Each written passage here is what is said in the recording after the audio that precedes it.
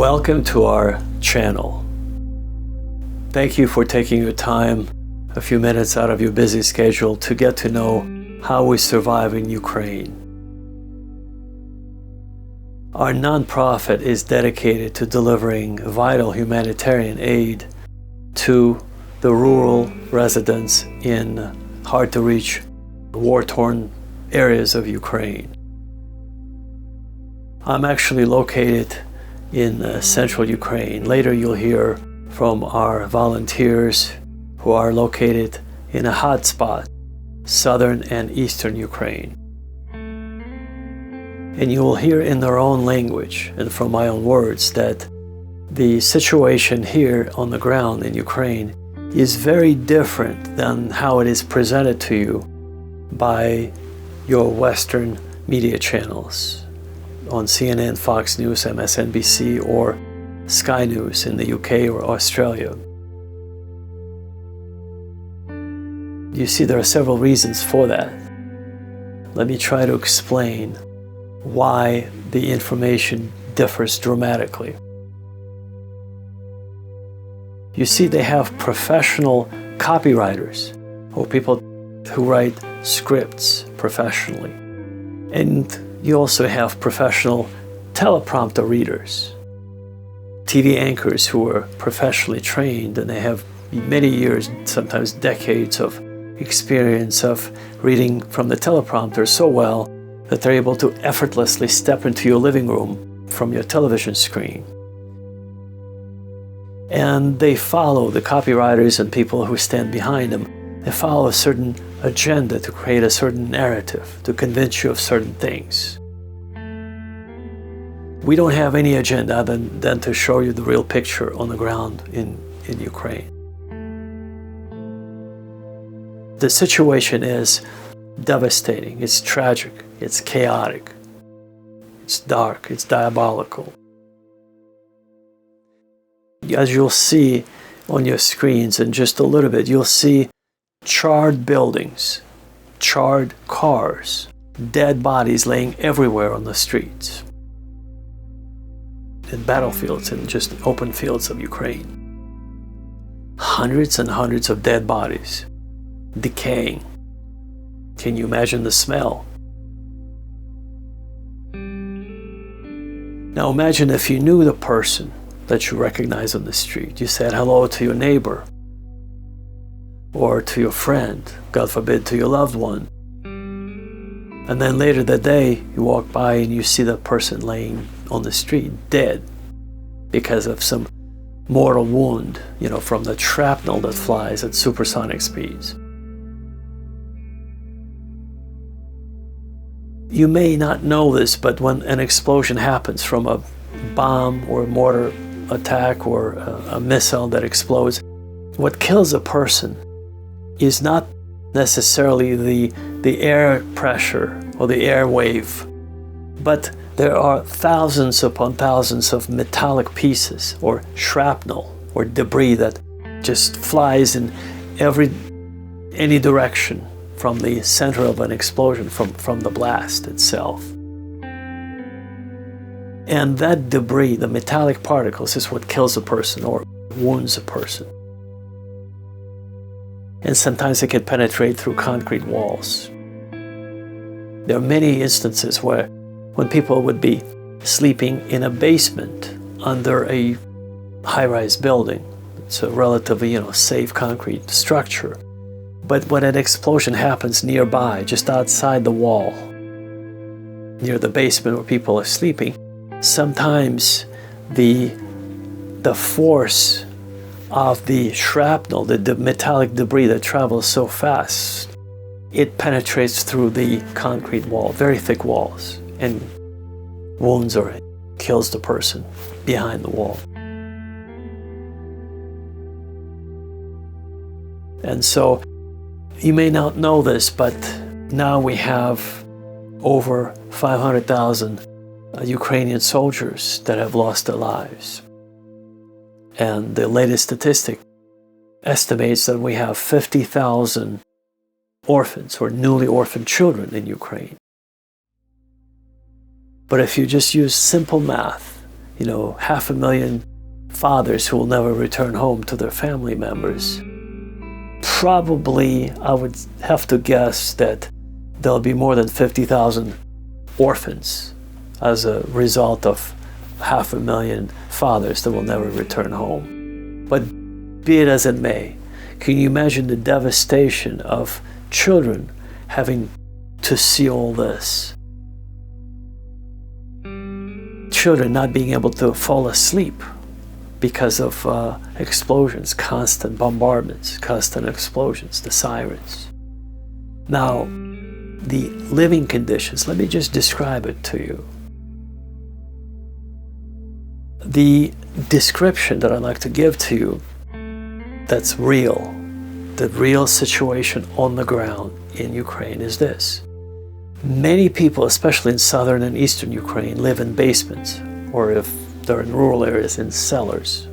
Some of them might have basements. Very small quarters where they live without electricity, without water, without heat, without air conditioning, without the bathrooms or water closets, using the British vernacular. Everybody knows it's very dangerous to be outdoors. That's why they stay below ground, indoors. That's the safest place to be. Now, can you imagine living below ground in a small cellar or in a basement months on end? Can you imagine the state of your mind at that point? It's constantly dark, no vitamin D, no nutrition, no showering, not really a bathroom to go to. It's just something in the corner that's been adapted to become your bathroom, your new way of taking care of your business. So can you just picture the level of devastation if the wife, the mother of a child, learns that her husband is now dead, he's not coming home, and she has this 3 or 4 little children living with them in the basement, and sometimes even their elderly parents are with them, who are quite often disabled. Can you imagine that? And sometimes, unfortunately, many mothers lose their minds. Sometimes they just can't take it anymore and they walk outside and get killed in an explosion. And that leaves us children newly orphaned, to add to the statistic. And that's what we do at our nonprofit. All of us were volunteers. So we take care of the orphans, the widows, the elderly. We're the only nonprofit that actually focuses on delivering humanitarian aid to rural, hard-to-reach places in Ukraine, where our pastors are volunteers. See, we're believers, and so we have a network of pastors or churches that we use for our humanitarian purposes. So our volunteers, or often pastors, deliver humanitarian aid, which is food, water, and power banks or batteries, so that people could stay in touch with us and let us know they're okay. And sometimes they have to drive through active battlefields or active war zones. And this is, I'm sharing with you something that you'll never learn anywhere else. Quite often, the roads are heavily mined on both sides. And as they drive on those country roads, they quite often see tanks coming right at them. And they have to quickly yield as to not to be crushed by a 50-ton military vehicle. But the roads are narrow, and you can't really get off the road because you'll be blown out by a mine. See, there are mines buried on both sides of the road. That's the reality in Ukraine. And so when they yield, they have to be very careful. We use prayer and the connection to the Creator of the universe in a very different, real way. We say a prayer and we hope to be kept safe. And fortunately, thank God, so far we have not lost a single volunteer. All of our pastors are safe. Nothing has happened to them. And then they're able to get there safely and return to their homes, to their family members. So it takes a tremendous amount of faith. That's what's going on the ground. Belief in supernatural, because we realize our lives, we're not in control of anything. Even minute by minute, our lives could end very unexpectedly. And by education, I'm an economist, so let me share with you the financials just a little bit without boring you too much. But every dollar that we receive from our donors is used very wisely. We don't fly first class, we don't drive expensive cars. We actually drive 1975 old Soviet Zhiguli cars. Those Zhiguli cars are, as you can imagine, very inexpensive to maintain, and the spare parts are also easy to find, and they're also quite inexpensive. But most importantly, when our volunteers take their personal vehicles, those Zhiguli Soviet-made old vehicles, on the roads in rural Ukraine, soldiers on both sides of the battlefield, they begin to recognize that these are civilians, volunteers delivering humanitarian aid to other civilians. And so they're not being targeted. Had we used more expensive vehicles or SUVs or minivans, that would be more visible, and perhaps that would attract more attention and be possibly targeted. So that's another reason why we use those old super compact Soviet-made cars from 1970s. And again, to reiterate, every dollar that we receive from you goes towards the mission of delivering food, water, and medicines to the needy people in rural Ukraine. And if you have considered doing something useful or spiritual, or you feel like exploring the world of philanthropy, and if you ever considered making a donation or becoming our monthly supporter, we've actually built a perfect platform for you. You can go to donatetoUkraine.org, choose a make a donation button, and you'll be taken to a secure portal on PayPal where you can make a secure donation by going to donatetoUkraine.org. And then if you would choose make a monthly contribution, the same amount will be taken out from your debit or credit card every month on the same date.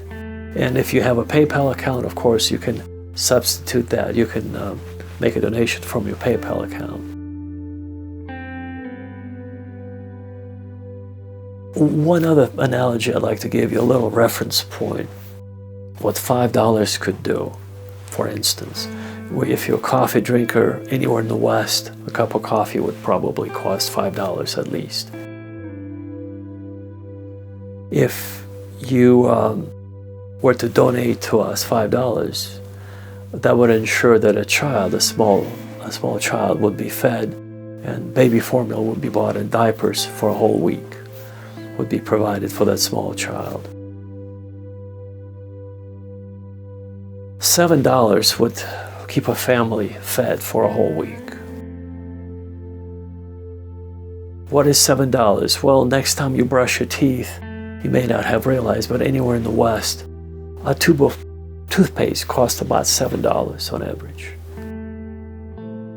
So that would give you a perspective when you'll be considering brushing your teeth, you might consider becoming our monthly donor at $7 or perhaps even a greater amount. That would keep our family fed for a whole week. That's just to give you a perspective of what we do. Now, the core of our nonprofit's mission is to spread peace in Ukraine and in other parts of the world eventually. And I assure you, even if tomorrow peace would be proclaimed in Ukraine and there will be an armistice declared, ceasefire will be declared, or if we'll reach permanent peace, we will not be resting anywhere. We will actually, work will just begin, because we'll be involved in rebuilding the infrastructure in Ukraine, rebuilding houses, apartment buildings, schools, kindergartens, wastewater treatment plants, which have been all demolished. And so we also would like to promote peace in other countries. After we're done rebuilding Ukraine, we'll take our system or methodology, if you will, to share with other parts of the world when they're going through war and devastation, how to cope with that amount of damage and stress. Speaking of stress, it will probably take a great number of psychotherapists or psychologists and psychiatrists to help the population of Ukraine heal, both adults and especially children.